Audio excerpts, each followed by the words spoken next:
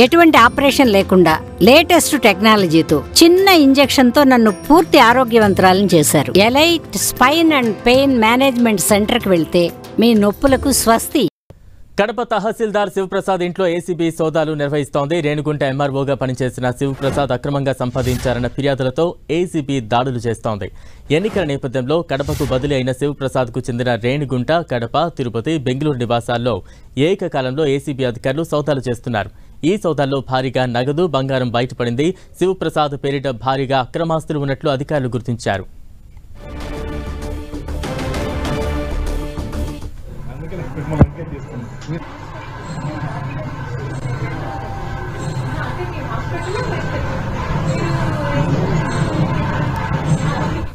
కడప తహసీల్దార్ Sivaprasad ఇళ్లపై ACB అధికారుల దాడులు కొనసాగుతున్నాయి. గతంలో రేణిగుంట ఎంఆర్ఓగా పనిచేశారు శివప్రసాద్.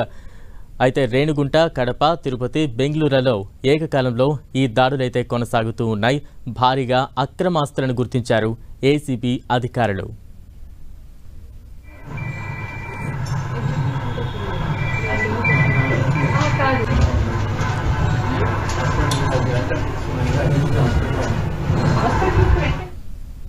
ఏసీబీ సోదాలకు సంబంధించి తాజా అప్డేట్స్ అందించేందుకు మా ప్రతినిధి మురళి సిద్ధంగా ఉన్నారు. మురళి, బలరాం, నిజానికి ఏదైతే శివప్రసాద్ ఉన్నారో ఆయన తిరుపతి చుట్టుపక్కల అనేక తహసీల్దార్ కార్యాలయాల్లో ఎంఆర్ఓగా పనిచేశాడు.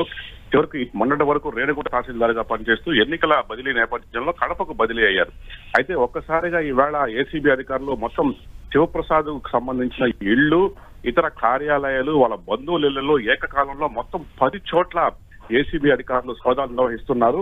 తిరుపతితో పాటు కడప, రేణుగుంట, అట్లాగే బెంగళూరు, మరికొన్ని ప్రాంతాల్లో కూడా ఏసీబీ అధికారులు సోదాలు నిర్వహిస్తున్నారు. ఆయన అంతకుముందు డిప్యూటీ తహసీల్దార్ గా, ఆ తర్వాత తహసీల్దార్ గా ఉన్నారు. తహసీల్దార్ గా పనిచేసే సమయంలో పెద్ద ఎత్తున అక్రమాస్తులు కూడబెట్టినట్టుగా శివప్రసాద్ పైన పెద్ద ఎత్తున ఆరోపణలు ఉన్నాయి. రకరకాల ఫిర్యాదుల నేపథ్యంలోనే ఏసీబీ అధికారులు ఇవాళ ముమ్మల సోదాలు తెలుస్తుంది. దాదాపు సుమారు 40 మంది సిబ్బంది ఏకకాలంలో 10 చోట్ల ఆ మేరకు సోదాలు నిర్వహిస్తుంది. అయితే వారు మీడియాతో మాటలు నిరాకరించారు. దాదాపు సాయంత్రం వరకు కూడా సోదాలు కొనసాగే అవకాశం ఉంది.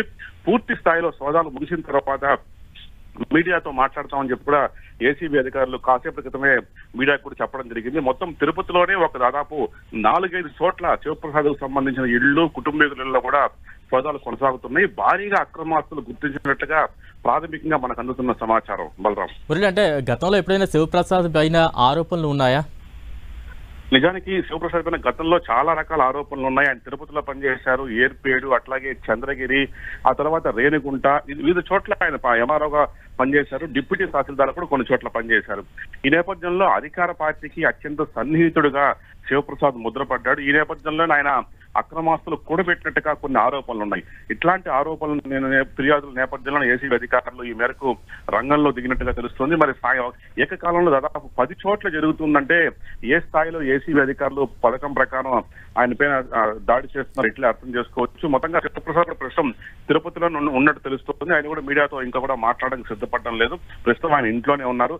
కాబట్టి సాయంత్రం వరకు కూడా ఈవెన్ బెంగళూరులో కూడా కొనసాగుతున్నట్టుగా మనకు సమాచారం ఉంది. కాబట్టి పూర్తి స్థాయిలో సాయంత్రం వరకు ఈ సోదాలు కొనసాగించబోతున్నారు. అనేక భూములకు సంబంధించిన పెద్ద సంఖ్యలో పత్రాలను స్వాధీనం చేసుకున్నట్టు తెలుస్తోంది. దాదాపు మొత్తంగా ఈవినింగ్ కల్లా కొంత క్లారిటీ వచ్చే అవకాశం. ఈవినింగ్ ఏసీబీ అధికారులు కూడా మధ్యాహ్నం తర్వాత మీడియాకు ఒక ప్రెస్ నోట్ రిలీజ్ చేయడం కానీ లేదా మీడియాతో మాట్లాడడం కానీ చేస్తామని కొద్దిసేపటి క్రితం తిరుపతిలో ఏసీబీ సిబ్బంది మీడియాకు వెల్లడించారు. Balaram, right, thank you Murali.